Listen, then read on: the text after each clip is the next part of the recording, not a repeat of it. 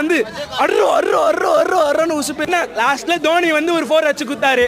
அது நல்லா இருந்துச்சு. என்ன ஒரு 16வது ஓவரில் சர்க்குல் தாகர் வந்து ஒரு 6 கொடு இந்தா போட்டுக்கோ அடிச்சுக்கோ அப்படின்னு குத்துட்டான்.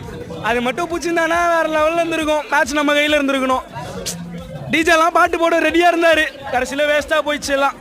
தொண்டை தண்ணியும் அவர் பேட்டிங் வந்து செம்மையாக இருக்கும். அவர் ஒரு விக்கெட் எடுத்திருந்தா செம்மையாக இருந்திருக்கும். நான் அப்பவே சொன்னேன் என் ஃப்ரெண்டுகிட்ட, ஸ்டானிஸ் ஒரு விக்கெட்ரா, யாரையாவது விக்கெட்டு வேணும், ஸ்டானிஸ் விக்கெட் எடுத்திருந்தா முடிஞ்சிருக்கும். லாஸ்ட்டில் தீபி கூட வந்து அர்றன்னு உசுப்பேற்றி விட்டு இது பண்ணி விட்டான். வச்சு செய்கிறாங்களே, என்ன பண்ணுறது?